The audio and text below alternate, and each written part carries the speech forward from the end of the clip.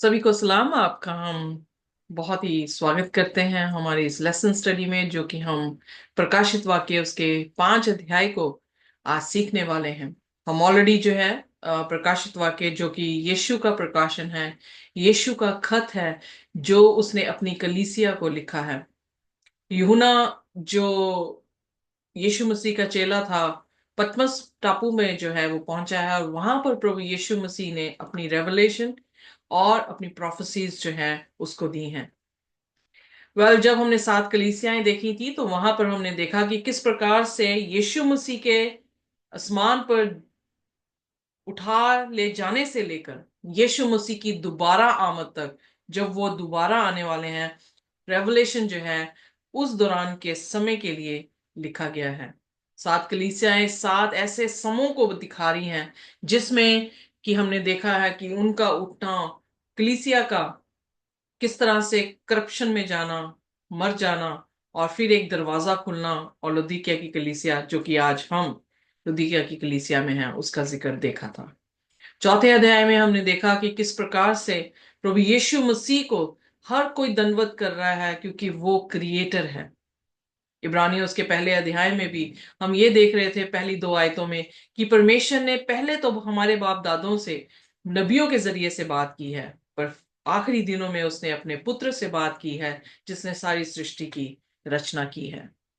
बिना किसी डाउट के हम यूहन्ना की अंजील से भी सीख चुके हैं कि आदि में वचन था, वचन परमेश्वर के साथ था, वचन ही परमेश्वर था, और 14वें वचन में लिखा है कि वो देहधारी हुआ और उसने हमारे बीच में डेरा किया। हम यीशु मसीह को एक क्रिएटर के रूप में जब चौथे अध्याय में देखा, तो जितने भी होस्ट हैं आसमान में, उन सभी ने अपने सिरों को उसके सामने झुका दिया। आज हम देखने वाले हैं प्रकाशित वाक्य उसका 5वां अध्याय, जो ये बताता है कि वो सिर्फ क्रिएटर नहीं है, बल्कि रिडीमर भी है। और इन दोनों के बीच की जो समय की दूरी है, उस समय में क्या हुआ है, वो पूरी बाइबल बयान करती है। जो ओल्ड टेस्टामेंट में हमने देखा कि किस तरह से आदम और हवा से पाप करवाया शैतान ने, भरमाया उनको, उन्होंने पाप किया, और अब वो पाप की बंधुआई में गए, तो उन्हें उधार देने के लिए कौन आया, उसके बारे में हम इंजीलों में देख चुके हैं कि यीशु मसीह आए। आप इब्रानियों की पुस्तक में भी, जिसमें कि बहुत ही खूबसूरत तरीके से प्रभु यीशु मसीह को अव्वल जो है वो वाचा का मध्यस्थ दिखाया गया है, आप उसमें देख सकते हैं कि परमेश्वर कितना ही महान और सशक्तिमान रहा है। आप हाई डेस्टिनी में इब्रानियों की पुस्तक को भी जो है सीख सकते हैं। पर आइए, आज प्रकाशित वाक्य उसका 5 अध्याय हम पढ़ेंगे, और इससे पहले कि हम अपने अध्ययन में जाएं, अपने सिरों को झुकाएंगे और प्रार्थना में जाएंगे। हमारे स्वर्गीय खुदावन, हम आपके शुक्रगुजार हैं, धन्यवाद करते हैं कि आपने एक और मौका दिया ताकि हम खुदावन आपके वचनों को पढ़ें, आपके वचनों से सीखें, और आपके भी वचनों के पीछे चल सकें। हमारे में ऐसी कोई कुव्वत नहीं खुदावन कि हम इन वचनों को, जो कि आसमानी मन्ना है, उसको खा सकें। पर ये आपका रहम, आपकी दया हम पर हुई है कि वो मन्ना आसमान से हमारी झोलियों में गिर रहा है, और खुदावंत हम उसे लेने के लिए तैयार हैं। आप बोले और हम सुने, और खुदावन हमें सिखाएं। जो भेद की बातें आपने अपने दासों को अपनी रूह के जरिए से दी हैं, हमारे तक भी अपनी वही रूह के जरिए से खुदावन हम तक इन सभी चीजों को खोल के रखें, ताकि हम प्रभु आपका धन्यवाद कर सकें और आपके पीछे चल सकें। हमारी गुनाह गलतियों को माफ करें, अपने पवित्र लहू से धोकर साफ करें, और खुदावन कोई भी ऐसा शब्द ना हो जो आपकी शान के खिलाफ हो, बल्कि हर एक शब्द जो हमारी जुबान से निकले खुदावन हमारी अकल से नहीं, बल्कि आपकी रूह से हो। यीशु के नाम से मांगते हैं, आमीन। आमीन। आमीन। आइए देखिए जी। प्रकाशित वाक्य और उसका 5वां अध्याय और उसकी पहली आयत से जो है हम यहाँ पर देखेंगे। जी। मोहरबंद पुस्तक और मेमना। जो सिंहासन पर बैठा था मैंने उसके दाहिने हाथ में एक पुस्तक देखी जो भीतर और बाहर लिखी हुई थी, और वह 7 मोहर लगाकर बंद की गई थी। फिर मैंने एक बलवंत स्वर्गदूत को देखा जो ऊंचे शब्द से ये प्रचार करता था, इस पुस्तक के खोलने और उसकी मोहरें तोड़ने के योग्य कौन है। ओके, सो यहाँ पर हम देखते हैं पहले वचन में कि जो तख्त पर विराजमान है, तख्त पर कौन विराजमान है? इब्रानियों की पुस्तक में भी बार बार यही जिक्र आया है कि यीशु मसीह अपने बाप के दाहिने हाथ जा बैठा है। सो दाहिने हाथ उसका बैठना ये दिखाता है कि वो परमेश्वर के बहुत करीब जाके हमारे लिए अगर दुआएं करेगा तो वो दुआएं उसके कानों तक जो है कोई भी जाने से रोक नहीं पाएगा। सो यानी क्लोजनेस को जो है वहां पे दिखा रहा है। यहां पर एक पुस्तक पढ़ी है जिस पुस्तक के जो है खास विशेषता है, क्योंकि जब भी कभी हम किसी भी स्क्रोल को देखते हैं तो स्क्रोल में एक ही तरफ जो है वो लिखा जाता है। पर इस किताब में विशेषता पहले ये दी गई है कि इसमें जो है वो इसे 7 सीलों से जो है वो सील्ड किया हुआ है, यानी उस पे सील डाली जो गई है। और ये पुस्तक जो है जो तख्त पर बैठा है उसके दाहिने हाथ में रखी गई है। यानी काफी क्लोज है ये चीज कि दाहिने हाथ खुदा के फेवर को दिखाता है। इसीलिए बकरी और भेड़ों को जब वो अलग कर रहा है तो वो दाहिने हाथ में जो है वो भेड़ों को ले रहा है, क्योंकि वो फेवर को दिखा रहा है, उसकी ग्रेस को जो है वो दिखा रहा है। सो जो तख्त पर बैठा है उसके दाहिने हाथ में एक स्क्रोल है, written inside and on the back, sealed up with the 7 seals. So विशेषता क्या है? दो एलिमेंट्स हम देख रहे हैं कि इस स्क्रोल में अंदर भी लिखा है और बाहर भी लिखा है। और लिखा क्या है? इसको खोलना है। खोल इसलिए नहीं सकते क्योंकि ये स्क्रोल स्पेशल स्क्रोल तो है, पर इस स्क्रोल में 7 सील्स हैं। जब कभी भी पुलिस किसी भी घर पर सील लगा देती है तो उसे खोलना अपराध माना जाता है। सो इस लेटर के या स्क्रोल के ऊपर जो है हम 7 सील्स देख रहे हैं। तो 7 सील्स मीन 7 जो अंक है उसका तो हमें निचोड़ पता ही है कि ये परफेक्ट सीलिंग है। सो कौन बैठा है तख्त के ऊपर? और ये अनयूजुअल रिटन डॉक्यूमेंट जो है जो दोनों तरफ लिखा गया है उसको अब कौन खोलेगा? चैलेंज है इस जगह पर। कहां पर है? स्वर्ग की बादशाह में। तख्त कहां पर लगा हुआ है? स्वर्ग की बादशाह में।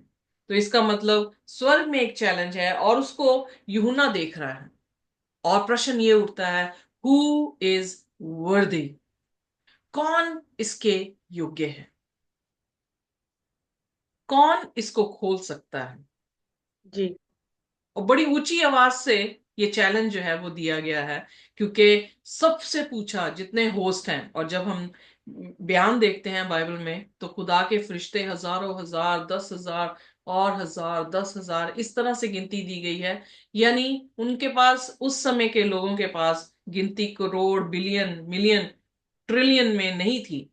तो वो क्या, कैसे एक्सप्लेन करें? हजार, 10,000 और हजार, 10,000 इस तरह से वो अपनी गिनती को दिखा रहे हैं। जैसे आज हम यूके के लोग जो हैं 200,000 करके, यानी 2 मिलियंस को अगर हमने बोलना हो तो हम 200,000 करके 200,000 ईयर्स इस तरह से बोलते हैं। उसी तरह से बाइबल में भी इसी तरह से बयान आ रहा है।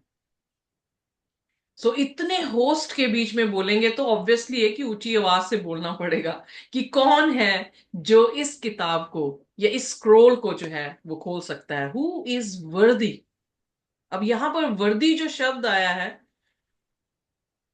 हाईली इंपॉर्टेंस दिखा रहा है कि कोई इंसान जो हाईली इंपॉर्टेंट हो वो ही खोल सकता है। तो फिर तीसरे वचन में प्रकाशित वाक्य और उसका 5 उसकी तीसरे वचन में इस तरह से लिखा है। परंतु ना स्वर्ग में, ना पृथ्वी पर, ना पृथ्वी के नीचे कोई उस पुस्तक को खोलने या उस पर दृष्टि डालने के योग्य निकला।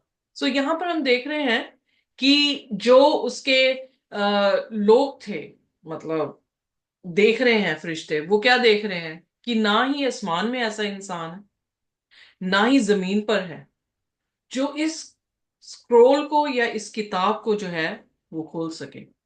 खोलने की बात तो अलग है, देख भी सके। सो जब निकोदेमस यीशु मसीह के पास आया तो यीशु मसीह ने उससे कहा, जब तक कोई जल और आत्मा से बपतिस्मा नहीं लेता वो स्वर्ग को देख भी नहीं सकता।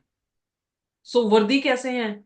कौन वर्दी है जो स्वर्ग की बादशाहत को देखेगा? वर्दी वो हैं जो जल और आत्मा से जन्मेंगे। अब यहां पर जब इस पुस्तक को खोलने की बात आ रही है तो उन्हें कोई भी वर्दी नहीं दिखा। और जब ये रोया देख रहा है यूहन्ना, यूहन्ना इस चीज के लिए रोने लग गया। आइए पढ़े चौथे वचन में।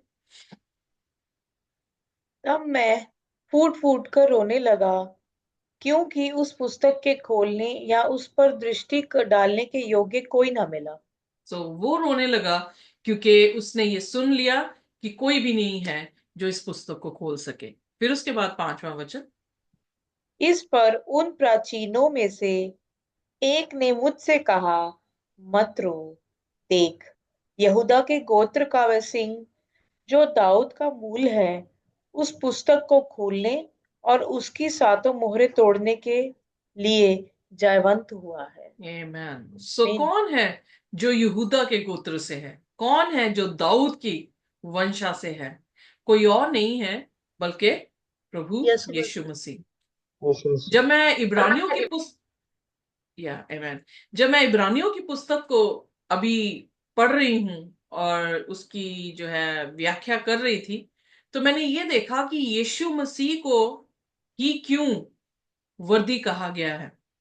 पूरा का पूरा जो इब्रानियों की पुस्तक है, इब्रानियों लिखने वाला ये तवज्जो दे के लिख रहा है कि वो ये बताए कि यीशु मसीह मूसा से, यीशु मसीह इब्राहिम से, यीशु मसीह मलकी सदक से, यीशु मसीह सारे नबियों से बड़ा क्यों है।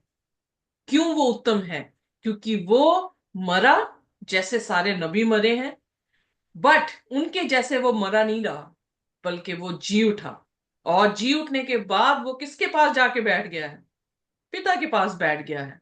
सो इसका मतलब वो इतना वर्दी है कि उसका जीवन जो उसने यहां पर बिताया है, उसका मरना, उसकी कुर्बानी जो हमारे लिए उसने पापों के लिए दी है, और हमारे बिहाफ पर जो वो प्रार्थनाएं कर रहा है, उन सभी को उसने ग्रहण कर लिया है। इसीलिए वो यीशु के क्या, खुदा के क्या दाहिने हाथ जाकर बैठा है।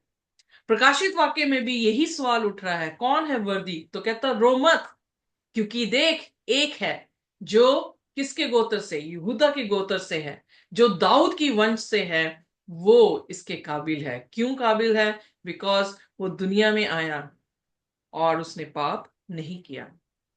वो मरा, उसने कुर्बानी दी, और वो जिलाया गया और आसमान पर जो है जिंदा उठा लिया गया। अब मुझे इसके बारे में ज्यादा आपको बताने की जरूरत नहीं है, क्योंकि आयते आप जानते हैं। यशायाह 11 उसकी 10 में जो अ, दाऊद की या जस्सी के रूट से है, उसके बारे में जिक्र आया है कि वो कौन है।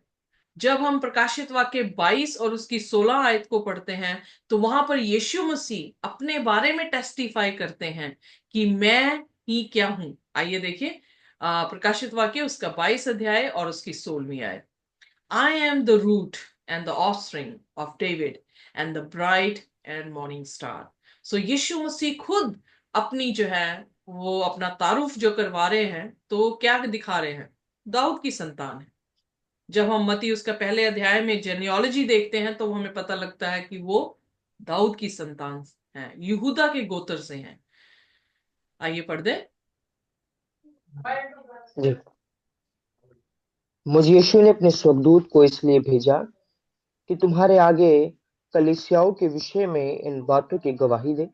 मैं दाऊद का मूल और वंश और भोर का चमकता हुआ तारा हूँ।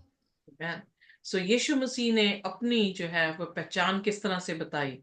मैं लायन, शेर, बब्बर शेर, किसका? यहूदा के गोत्र का बब्बर शेर है। हम ऑलरेडी सीख चुके हैं कि वो चार जो पशु दिखाई दिए हैं उनको तख्त के सामने, कि उनमें से जो शेर या बब्बर शेर का जिक्र आया है, वो उसकी एक्सीलेंसी को जो है वो दिखाया गया है कि कितना एक्सीलेंट है हमारा खुदावन। उसकी स्ट्रेंथ को, क्योंकि वो जंगल का राजा कहलाया गया है, सो हम देख सकते हैं कि उसकी स्ट्रेंथ कितनी ज्यादा है, उसके दौड़ने में उसकी सामर्थ कितनी है, उसके चीर फाड़ने में कितनी सामर्थ है। वो अपनी किंगडम यानी अपने राज्य में जो है वो अपनी प्रिंसिपैलिटीज जो है वो रखता है। और शेर जो है वो विजिलेंस भी है, ऐसा नहीं है कि शेर जो है वो केयरलेस है, नो। जब मैं पढ़ रही थी इसके बारे में मुझे ये पता लगा कि वो भी सोता नहीं है, अगर सोता है तो अपनी एक आंख खोल के सोता है। एंड आई एम अमेज्ड, क्योंकि डॉल्फिन में भी ये खासियत है। सो खुदा ने खासियत दी है अपने क्रिएशन में कि वो जो है सचेत रह सकते हैं, वॉचफुल रह सकते हैं। सो अगर जानवर वॉचफुल रह सकते हैं, एक आंख खोल के सो सकते हैं, तो हम अपनी दोनों आंखों को क्यों बंद करके सो रहे हैं, गफलत की नींद में सो रहे हैं आराम से? क्यों? क्योंकि बाइबल में लिखा 2 कुरिन्थियों 4:4 में कि इस संसार के ईश्वर ने अंधविश्वासियों की आंखों को अंधा कर दिया है। वेल, वही ये लॉइन है जो यहूदा के गोत्र से है, जो कि रूट है दाऊद की वंशावली से है।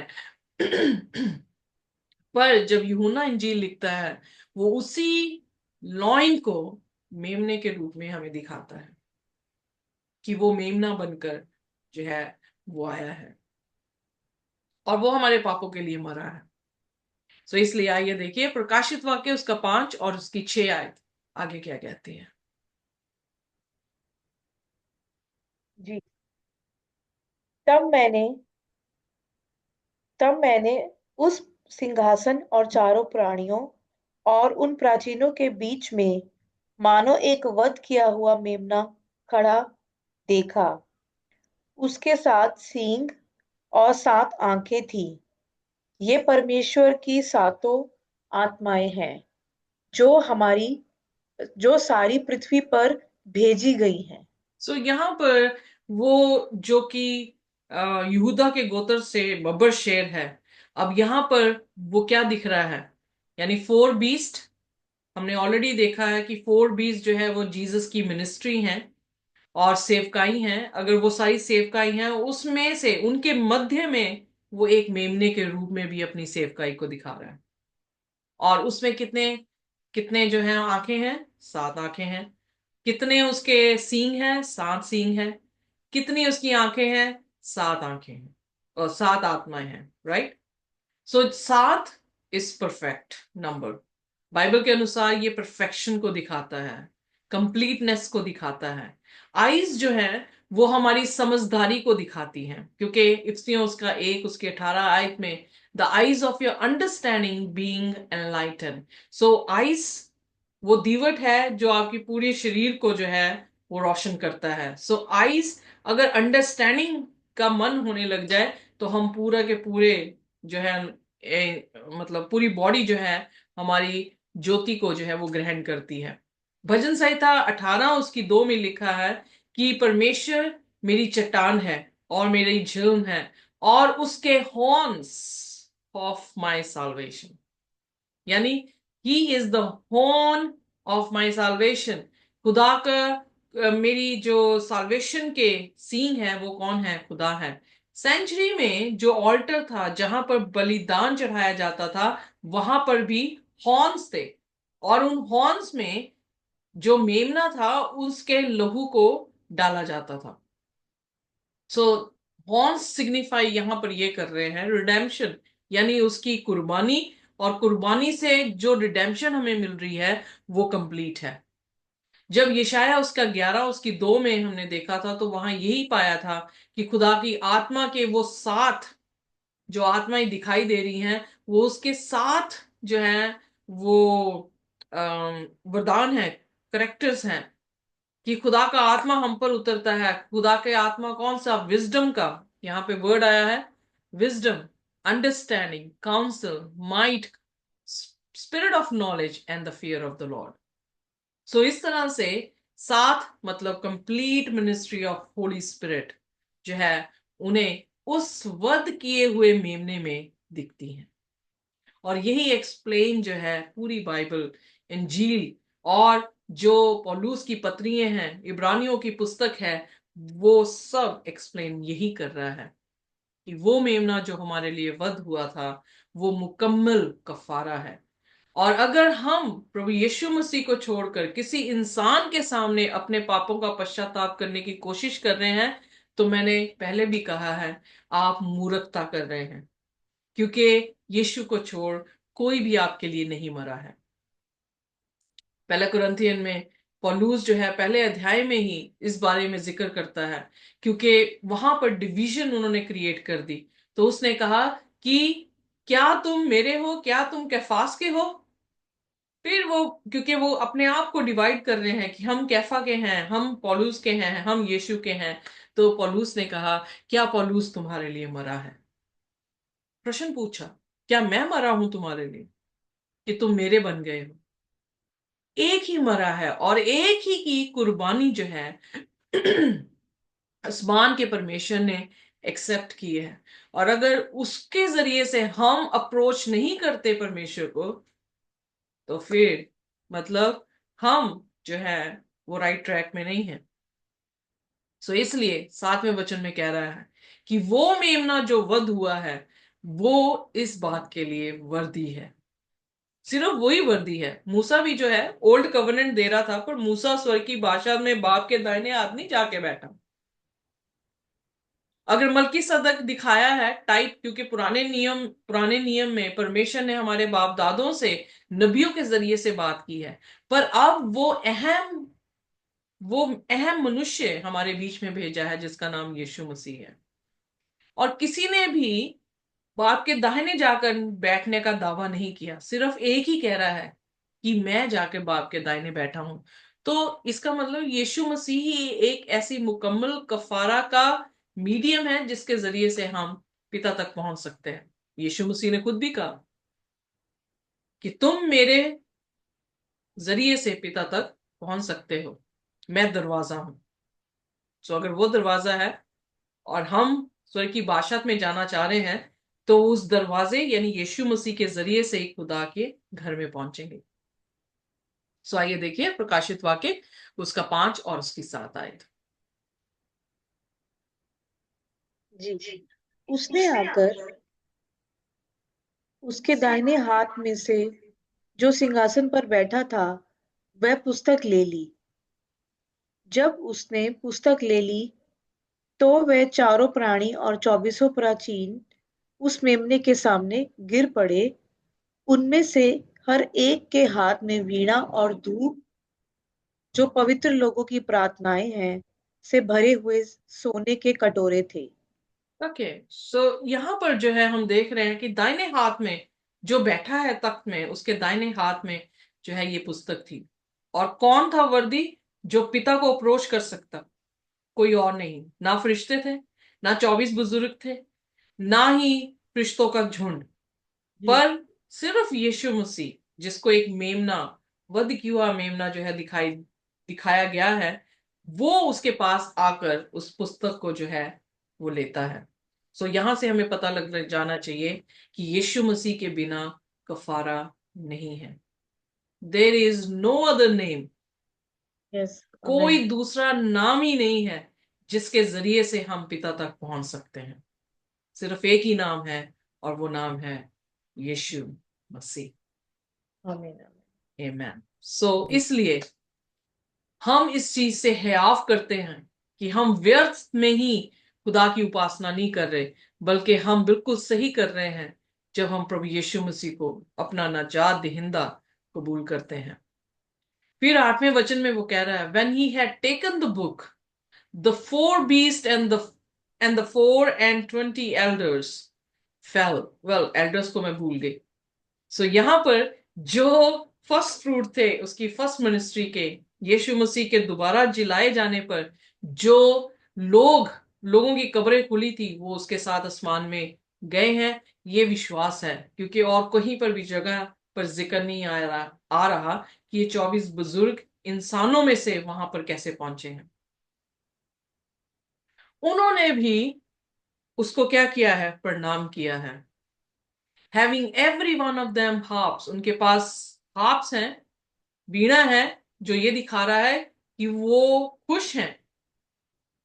And golden vials full of order, और उनके पास जो है वो धूप बत्तियां हैं जिसमें सुगंधित, जो कि ये दिखाती हैं सुगंधित धूप बत्तियां हैं जो ये दिखाती हैं संतों की प्रार्थनाओं को। सो जैसे ऑलरेडी हम सेंचुरी के बारे में सीख चुके हैं कि सेंचुरी में जो ऑल्टर ऑफ इंसेंस है वो हमारी दुआओं को वहां पर दिखाता है। सो जो भी आप दुआएं करते हैं वो खुदा के तक तक पहुंचती हैं, और कोई भी ऐसी दुआ नहीं है जो उस तक ना पहुंचे। So he is worthy as a creator, he is worthy, वो एक क्रिएटर, रचनाकार यानी सृष्टि को बनाने वाला है, इसलिए भी वो वर्दी है। उसने हमें रिडीम किया है, इसलिए भी वो वर्दी है। और वो कंप्लीट मिनिस्ट्री जो है हेवन में कर रहा है, इसलिए वही एक वर्दी है जो हमारी वर्शिप को ग्रहण कर सके। कंट्रोवर्सी यही है कि वर्शिप कौन ले सकता है। शैतान भी वर्शिप ले रहा है, लेना चाह रहा है, और खुदा की तो बनती है।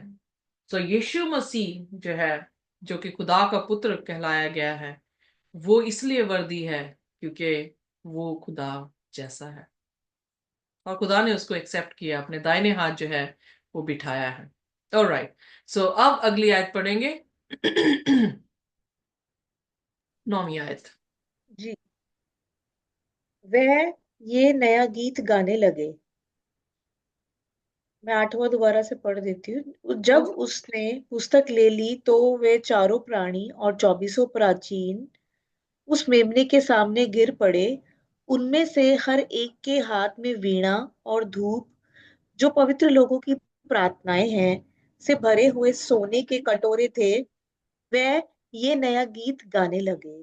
तो ओके। इस पुस्तक के लेने और इसकी मोहरें खोलने के योग्य, क्योंकि तूने वध होकर अपने लहू से हर एक कुल और भाषा और लोग और जाति में से परमेश्वर के लिए लोगों को मोल लिया है।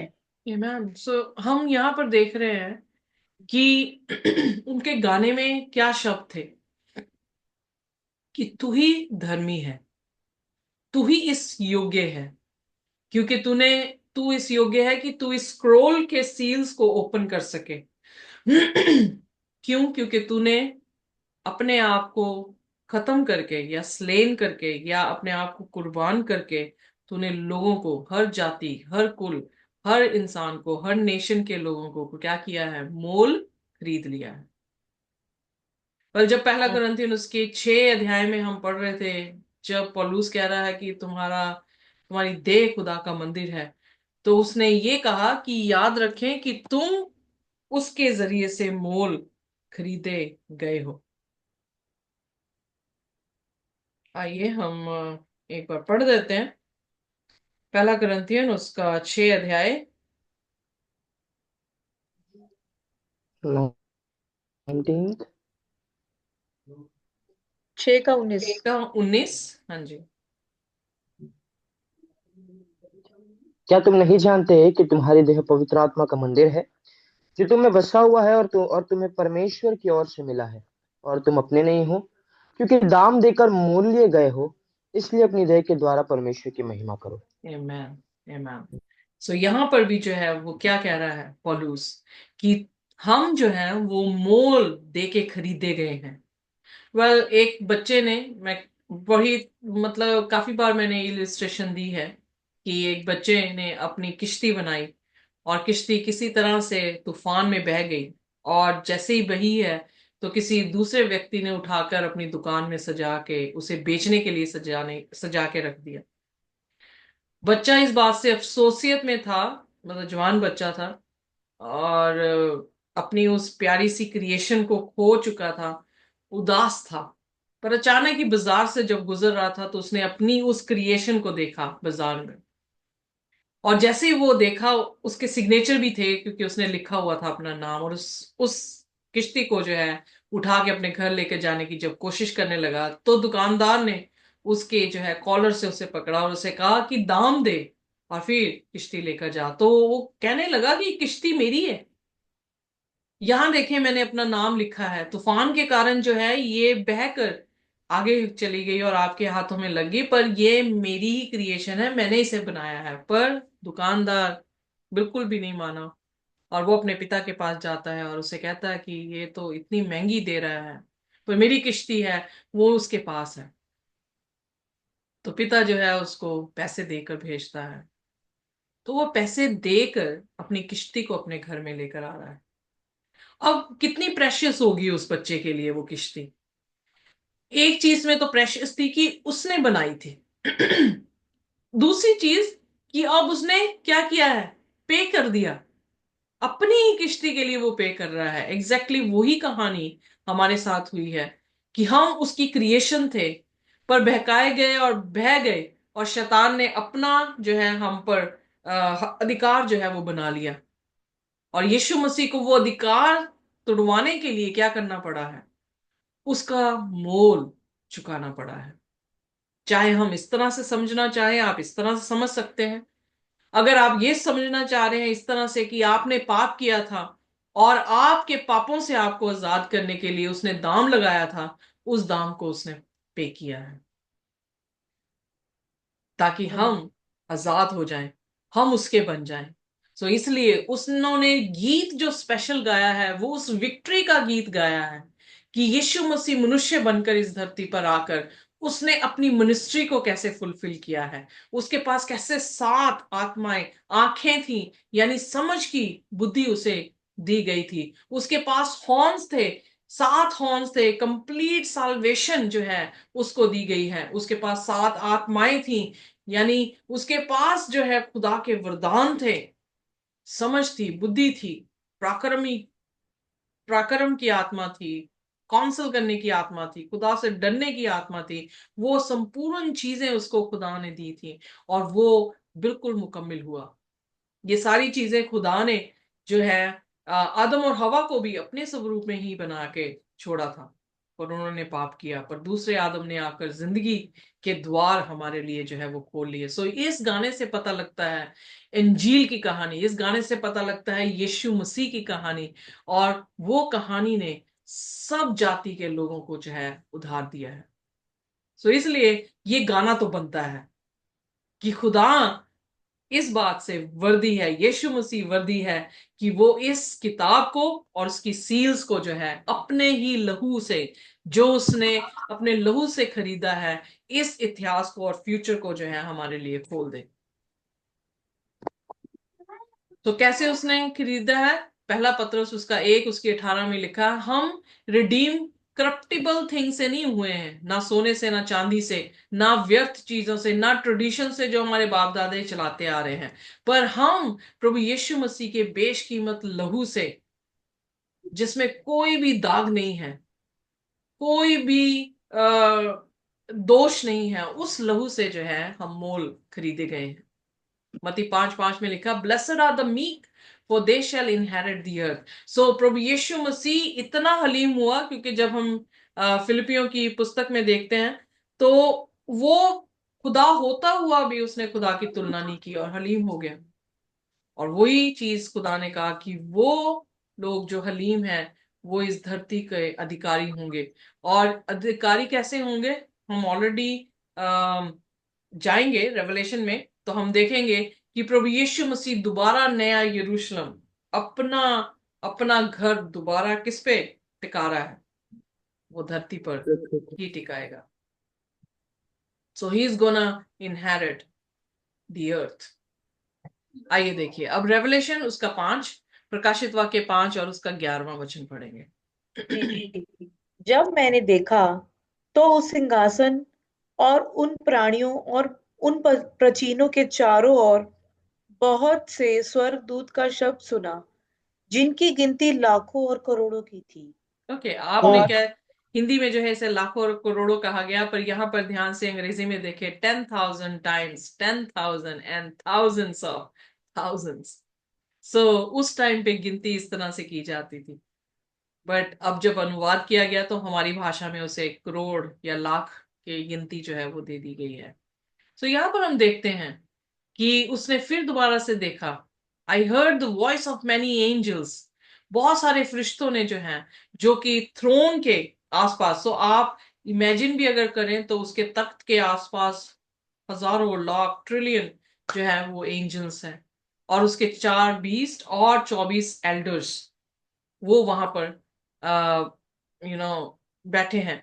सो जब पतरस और उसकी 1 की 12 हमने पढ़नी है, तो angel desires to look unto, क्या देखने को जो है वो डिजायर करते हैं। आइए देखें, पहला पतरस उसका पहला अध्याय उसकी 12वीं आयत।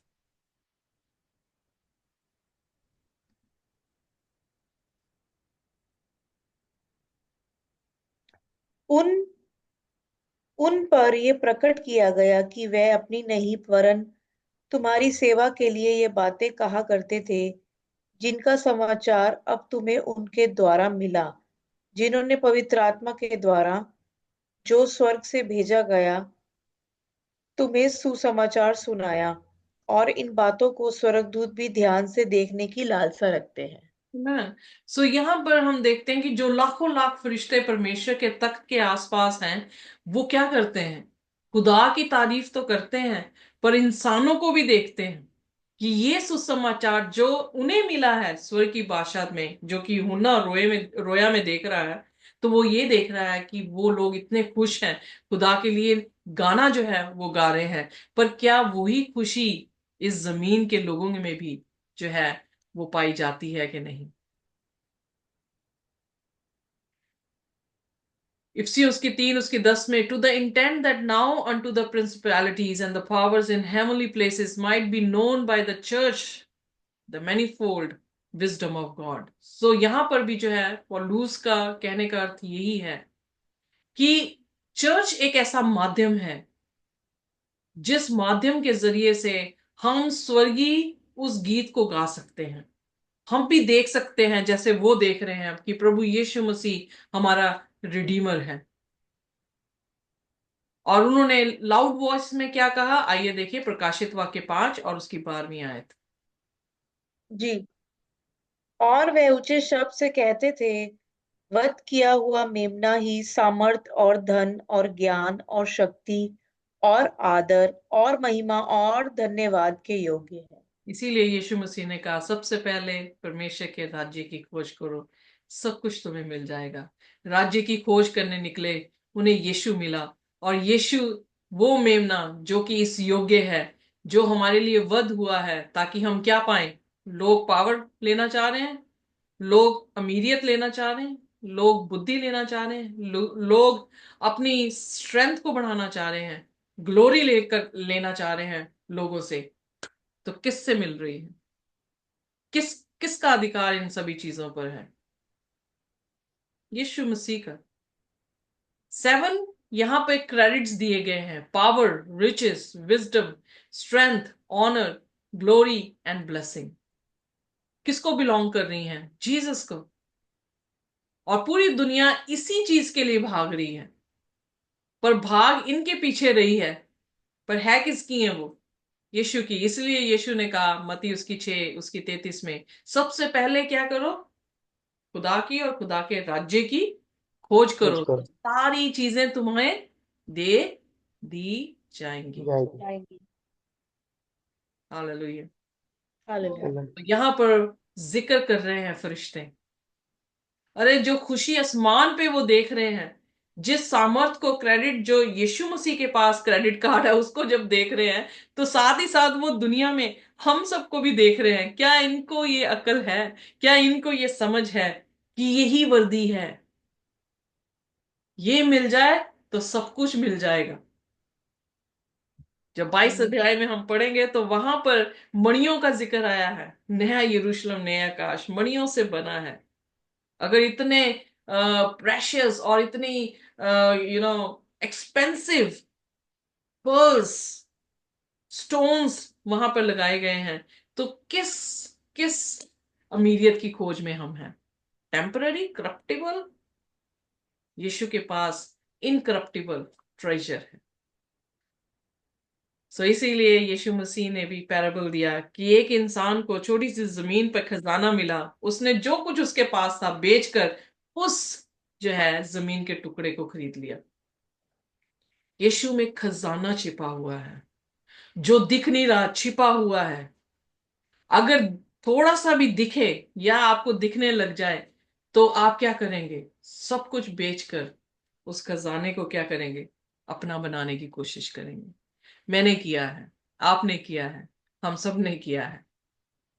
और जो सुन रहे हैं जिन्होंने अभी तक नहीं किया है वो भी हमारे साथ जुड़ सकते हैं, क्योंकि प्रकाशित वाक्य में उस मेमने का जिक्र और उसकी पराक्रम को, उसकी सामर्थ का जिक्र जो है वो आसमान में हो रहा है। तो आइए देखिए प्रकाशित वाक्य उसका 5 उसकी 13वीं आयत।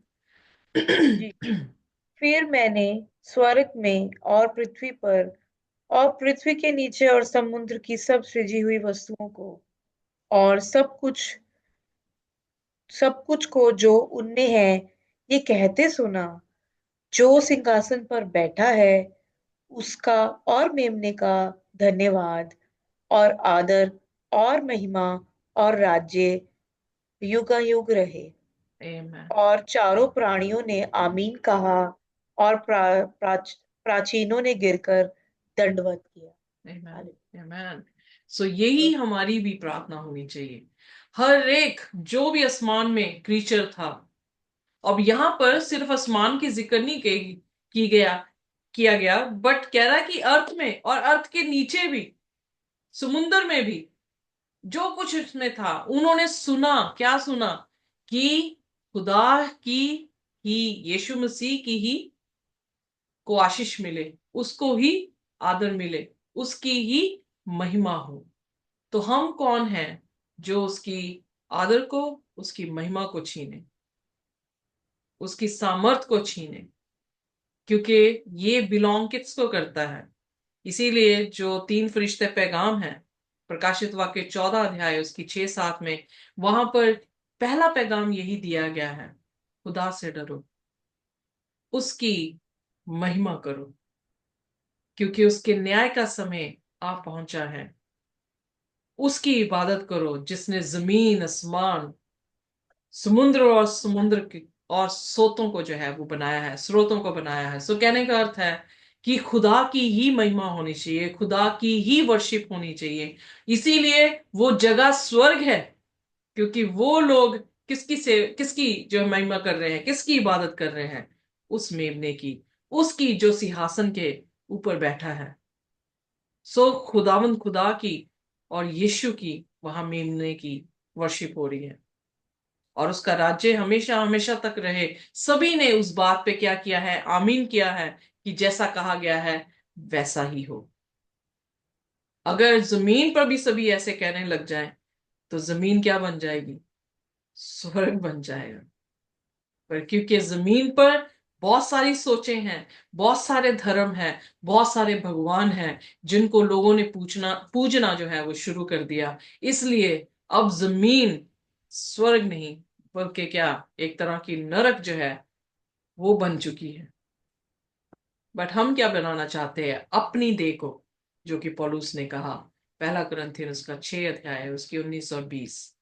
पहला कुरिन्थियस उसका 3 अध्याय को हम जब पढ़ते हैं उसकी 16 आयत। 16।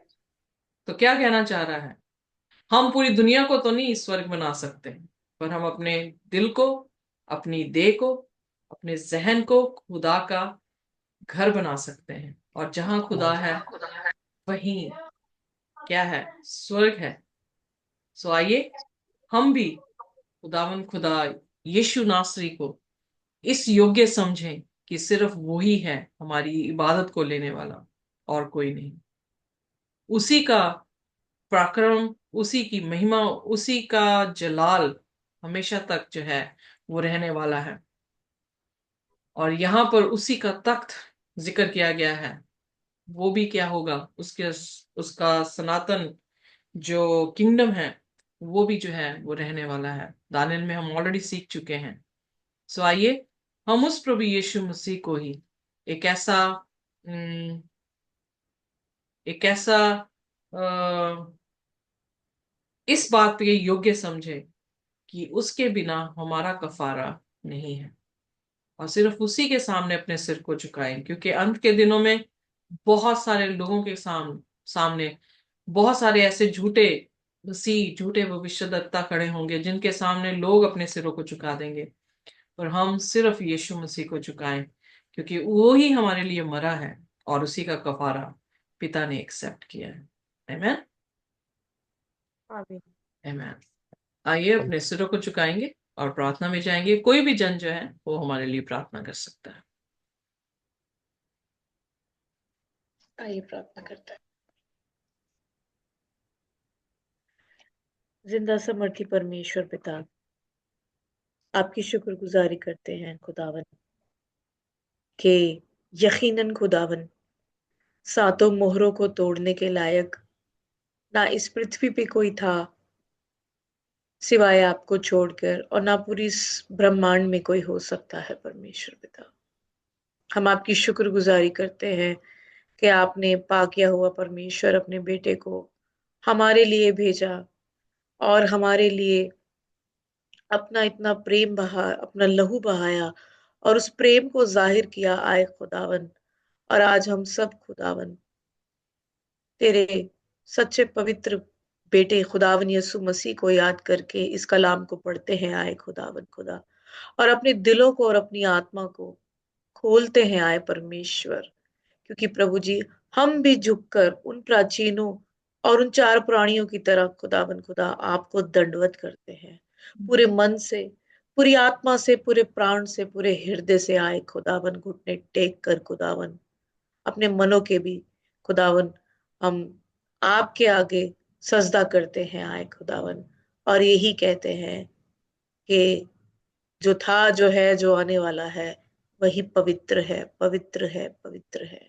हम आपकी शुक्रगुजारी करते हैं आए परमेश्वर इस कलाम के लिए जो आपने हमें दिया है आए खुदावन।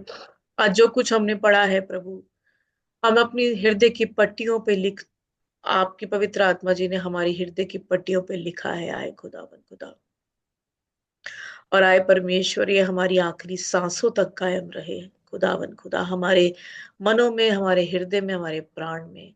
और हम इसे सुनने वाले नहीं प्रभु जी, सुनाने वाले भी बन सके, बोलने वाले बन सके, और अच्छे मन से प्रभु जी अपने मनों को बदल कर, अपने मनों को फाड़ कर, अपने हृदयों को प्रभु जी तेरे आगे समर्पित करके खुदावन हम तेरी राह पे चल सके आए खुदावन खुदा। हम सबको इतनी आशीष दे, हमको, हम सबको इतनी तौफीक दे आए खुदावन कि हम तुझ में चल सके आए खुदावन। क्योंकि आत्मा तो तैयार है परंतु शरीर दुर्बल है आए परमेश्वर।